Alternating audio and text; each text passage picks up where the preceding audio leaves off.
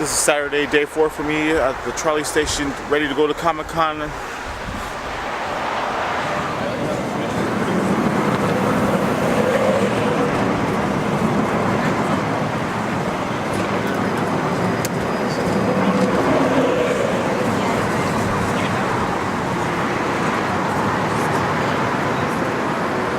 Oh shit.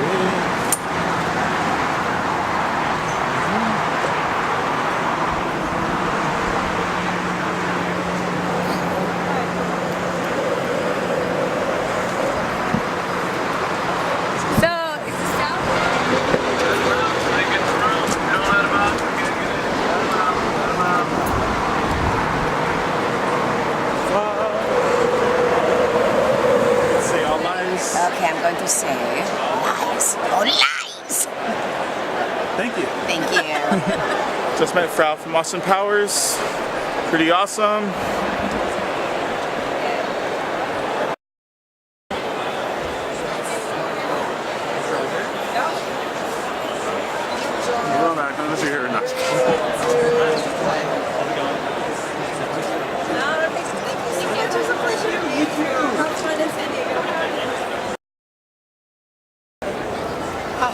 Oh my God, how are you?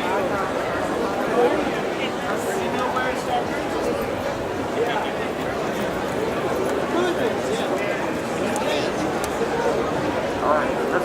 Here I'm at a Star Wars panel and they're asking trivia questions and I don't know any of them. I got one right.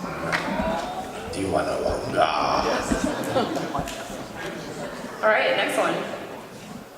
In the first scene of the Millennium Falcon, you can see a pair of dice hanging in the cockpit.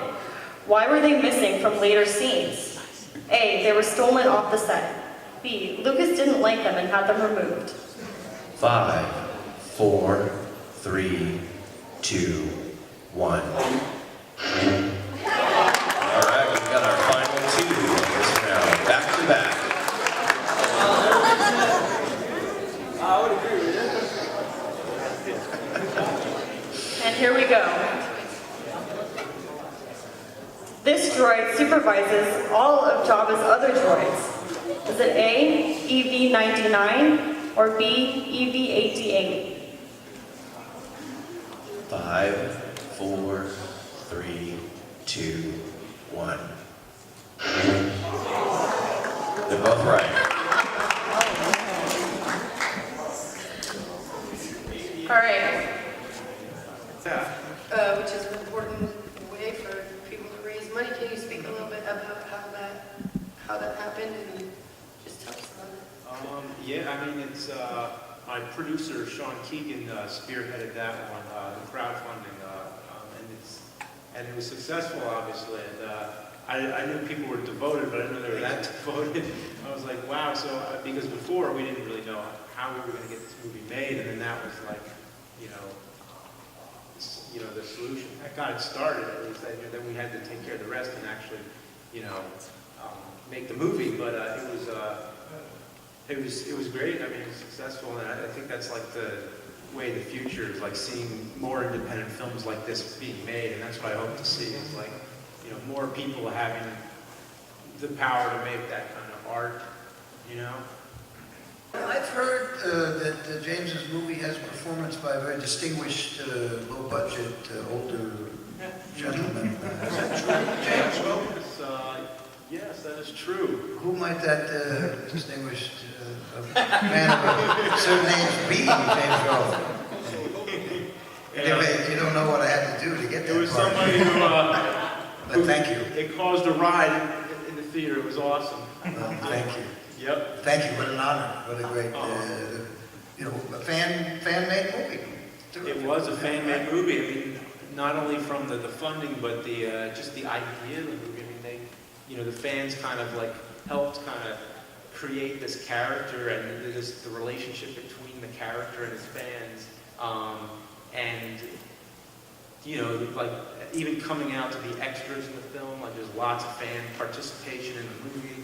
Fans working on the visual effects. We had over 900 visual effects shots in the movie. Over 80 volunteer visual effects artists that all helped finish the movie. It was just completely a community effort. It's great. And as Leslie will tell you, not just fans were involved, but the air conditioners, if I'm not mistaken. Actually, Lloyd, it's a good point that you bring it to Liz, because I love that. I'm not going to do a fan joke. The web series or the movie, everything, the whole master plan, how it all unfolded, that's kind of like an autobiography question, so I'll try to keep it snappier. Yeah, I mean, it just started with making movies in my backyard. You know, that's just what I wanted to do. I just wanted to make films, and then, you know, there always seems to be like a divinity, like you can't get into movies because movies is like too complicated to make. You have to have like, you know, hundreds of millions of dollars to make a movie, and that's you know, you don't. I mean, mine was, you know, it's a real low budget film, but still for something like this, it was very. You know, it needed a lot of resources and stuff, but like, you can write something real simple or, you know, whatever. Anybody who's trying to movies, just do it, you know. And that was something I had to get over, where I was like thinking like, oh, I can't make movies, that's going to be impossible. That's just for, you know, major studios.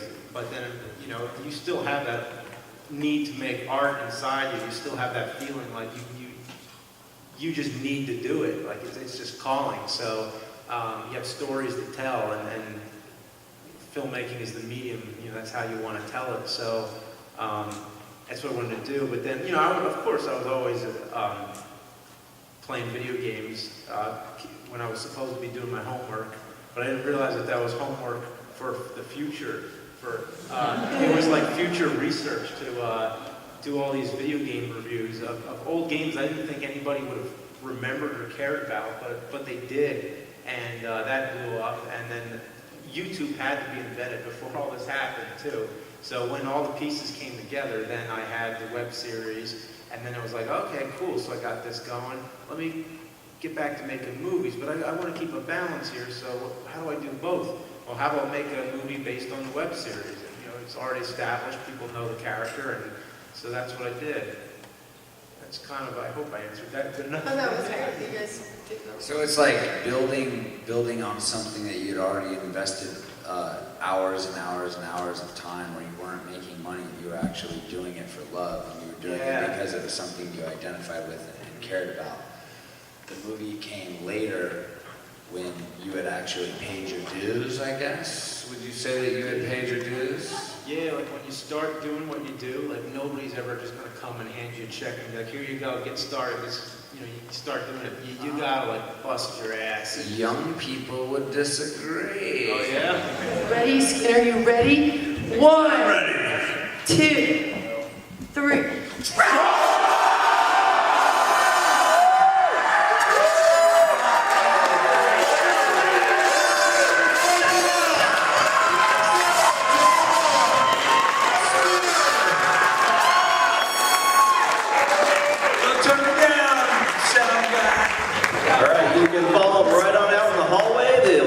Meet with you out there. Check under your chairs for your cell phones, your iPads.